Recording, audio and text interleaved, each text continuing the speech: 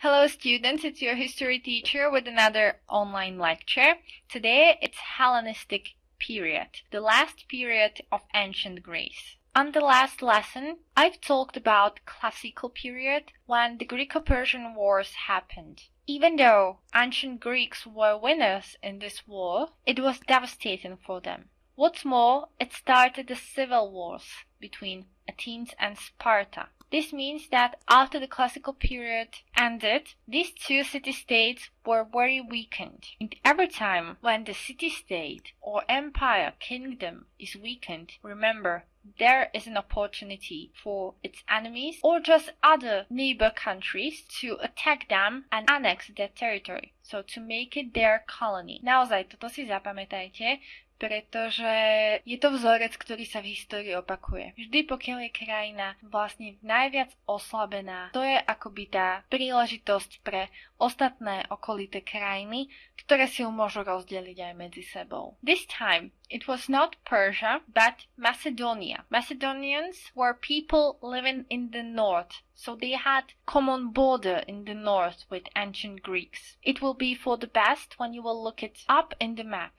These Macedonians were former shepherds, so mostly they were living from their agriculture, but they slowly switched to warriors. This transformation caused that they really wanted to expand, so to spread into the other territories, and the ancient Greece was very attractive, mostly because of its location, so it was perfect for trading and had many islands in Aegean Sea. It was not really so difficult to defeat them. So in the 338 BC, Philip II of Macedon, the king of Macedonia, attacked ancient Greece and he unified the Greek polis, so all of the city-states like Athens, Sparta, but also Corinth, Thebes and many others, and he annexed it to his kingdom of Macedonia. Ak by ste nerozumeli tomu slovičku, annexed alebo annexation, to znamená vlastne násilné pričlenenie nejakej krajiny k inej krajine. Dobre? Čiže napríklad tu vidíme, že teda Macedónsko anexovalo Grécko. Dobre, že si ich násilne pripojili a urobili z nich akoby svoju kolóniu. So Philip II of Macedon led the Macedonians, who transformed from shepherds to warriors and unified Greek police. Philip II of Macedon was a very smart ruler, so he was not like a cruel dictator who annexed the Greeks and treated them badly, but he more tried to make successful empire. He was succeeded by his son, Alexander, in 336 BC, who was at that time 20 years old. He was a military commander, and he had great teacher who taught him about sciences, life, philosophy, and all of the important things, and it was Aristotle, famous philosopher. This Alexander was soon to be known as Alexander the Great. For Alexander, ancient Greece was not enough, so he continued with the expeditions that his father led. And he started to spread to the east. So at the Battle of the Granicus, he conquered the cities in Asia Minor that were also part of ancient Greece, but also the other cities in Asia Minor. So in modern-day Turkey, after Asia Minor, he conquered Egypt. He also defeated Persian army of Darius III in the Battle of Gaugamela. So in just few years, he was the ruler of Macedonia, ancient Greece, Asia Minor, Egypt, and also great part of what used to be the Achaemenid Empire. Okay, we know that Achaemenid Empire was in former like Mesopotamia area, also Asia Minor and so on. Okay, so he also got this territory all over his realm, so his empire, what he created. He established many cities, but what in my opinion is not very effective, he named all of these cities Alexandria according to his name. So it had to be quite confusing, where are you living? In Alexandria? Yeah, me too.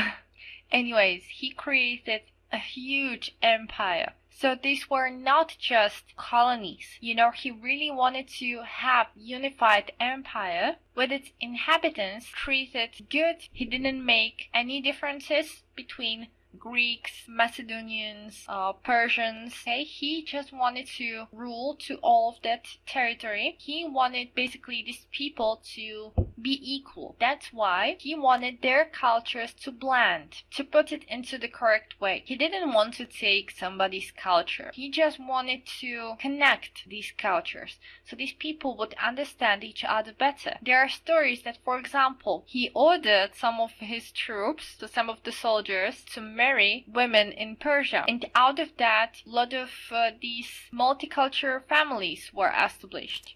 This is how he really wanted to make like a multicultural empire, let's say. So he was really on his way to the top. But when he led his army through Mesopotamia, Persia to India, because he really wanted to go to India and really to like Far East. This was just the Middle East, and he wanted to reach the Far East. He died on his way in the Babylon. During that time, he was 32 years old, and there are a lot of conspiracies about his death. So officially, it's stated that he died because of malaria, so the disease that is transferred by mosquitoes, but we are not sure. So there were many of the conspiracies that he might have been poisoned and so on. After his death, the empire was divided among his successors. He didn't have any children, so that's why he chose his two best commanders just before his death, so when he was on the deathbed. This was Ptolemy and Seleucus. Ptolemy got Egypt to rule, and Seleucus ruled in the Asian part. So in Asia Minor, Persia, Mesopotamia, so this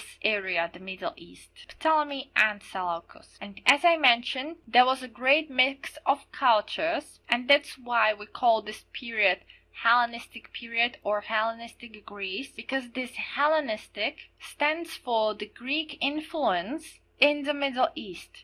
Okay, so like the clash of cultures, the mix of cultures. And as the very last thing, I will show you the picture of Alexander. So here it is, the most famous one and just one of the few we have. So this is how Alexander the Great might have looked like. So he was king, he was ruler, but first of all, he was the warrior. So he was always on his horse with his army, leading his troops to spread their culture and to spread their empire. He was doing so for 12 years and was not able to continue just because of the death. So that's it. I will do the quick revision as every time. So what we need to know: Athens and Sparta were weakened after the wars, so after Greco-Persian wars, after the civil wars, and so on. Macedonians used it for their advantage. They switched from being shepherds to warriors without Greeks noticing it, because they were not afraid of their northern neighbor, and they attacked ancient Greece. Philip II of Macedon unified Greek police and annexed it to the Macedonia.